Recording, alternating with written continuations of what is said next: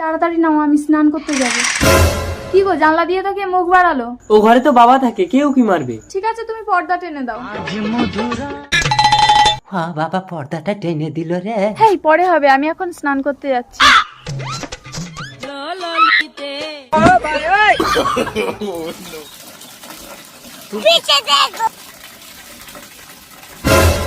কে বাথরুমের উপরে?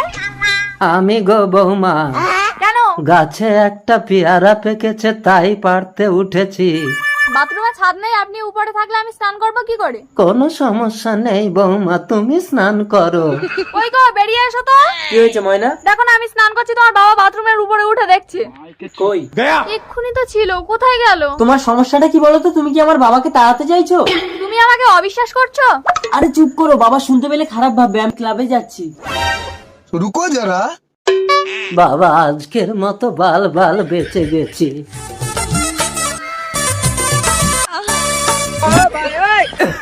কি হলো, আপনি আমার ঘরে কেন আর দরজা বন্ধ করলেন কেন? আসলে বৌমা তোমার শাশুড়ি তো মারা গেছে।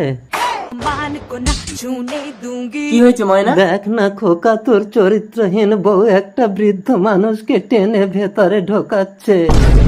মিথ্যে থাক, কিছু বলতে হবে না। আমি ঘরে মোবাইলের ক্যামেরা অন করে রেখে ক্লাবে গেছিলাম। খোকা, আমি বৃন্দাবনে চলে যাব। তোমার মতো মানুষ বৃন্দাবনে গেলে বৃন্দাবনটাও অপবিত্র হবে। তার চেয়ে বরং আমরাই বাড়ি ছেড়ে চলে যাচ্ছি। যাস না খোকা, আমি বড় একা হয়ে গেলাম।